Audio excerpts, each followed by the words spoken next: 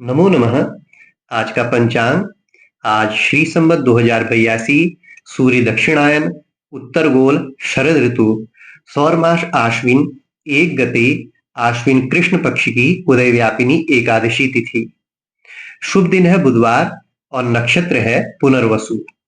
आज पितृपक्ष की एकादशी तिथि का श्राद्ध है। आज भगवान सूर्य का संक्रमण कन्या राशि में होने से देवशिल्पी भगवान विश्वकर्मा के प्राकट्य दिवस पर उनकी पूजा का भी पावन दिन है। आज से शरद ऋतु का भी आगमन होता है। आज की तिथि बहुत ही महत्वपूर्ण इंदिरा एकादशी के व्रत की पुण्य तिथि है। ब्रह्म वैवर्त पुराण और पद्म पुराण आदि शास्त्रों में इंदिरा एकादशी के व्रत का महात्म्य बताया गया है। धर्मराज युधिष्ठिर के पूछने पर भगवान श्री कृष्ण ने इस कथा को बताया था। भगवान श्री कृष्ण ने युधिष्ठिर को बताया कि प्राचीन काल में सतयुग में महिष्मति नाम की एक नगरी थी। उसमें इंद्रसेन नाम का एक प्रतापी राजा धर्मपूर्वक अपनी प्रजा का पालन करते हुए शासन करता था। वह राजा पुत्र पौत्र धन आदि से संपन्न था और विष्णु भगवान का परम भक्त था।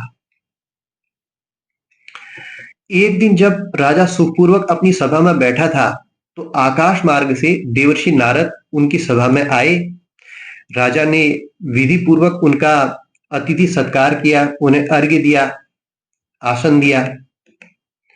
नारद मुनि ने राजा से पूछा कि आपके सातों अंग कुशल पूर्वक तो हैं, आपकी बुद्धि धर्म में और आपका मन भगवान विष्णु में लीन तो रहता है कि नहीं रहता। तब देवर्षि नारद की बातें सुनकर राजा ने कहा कि हे देवर्षि, आपकी कृपा से मेरे राज्य में सब कुशल मंगल है और मेरे यहाँ सभी यज्ञ कर्मादि सुकृत हो रहे हैं। आप कृपा करके अपने आगमन का कारण बताइए। तब देवर्षि नारद कहने लगे कि मैं एक बार ब्रह्मलोक से यमलोक को गया और वहां श्रद्धा पूर्वक यमराज ने मेरा अतिथि सत्कार किया। मैंने धर्मशील और सत्यवान धर्मराज की प्रशंसा की। उसी समय वहां यमराज की सभा में महान ज्ञानी और धर्मात्मा आपके पिता एकादशी व्रत के भंग होने के कारण वहां देखे गए। उन्होंने मुझे संदेशा दिया, सो मैं तुम्हें वो संदेश बता रहा हूं। उन्होंने कहा कि समय से पहले ही एकादशी व्रत को तोड़ने के कारण मैं यमराज के निकट रह रहा हूं। यदि मेरे पुत्र अर्थात तुम आश्विन कृष्ण पक्ष की इंदिरा एकादशी के व्रत को मेरे निमित्त करो तो मुझे स्वर्ग की प्राप्ति हो सकती है। इतना सुनकर राजा कहने लगा कि महर्षि, आप इस व्रत की विधि मुझसे कहिए।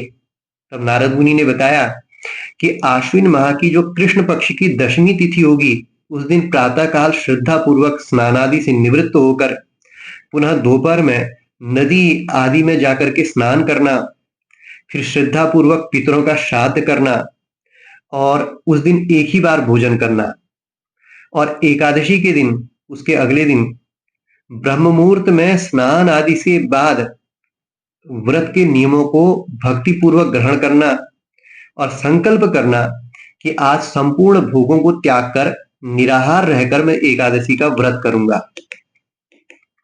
और भगवान विष्णु से प्रार्थना करना कि हे अच्युत, हे पुंडरीकाक्ष, मैं आपकी शरण में हूं, आप मेरी रक्षा कीजिए। इस प्रकार नियम पूर्वक शालिग्राम की मूर्ति के आगे विधि पूर्वक श्राद्ध करके योग्य ब्राह्मणों को फलाहार आदि भोजन कराना और उन्हें दक्षिणा देना। पितरों के श्राद्ध से जो बच जाए उसे सूंघ कर गौ माता को खिला देना और धूप दीप गंध पुष्प नैवेद्य आदि से ऋषिकेश भगवान विष्णु की पूजा करना।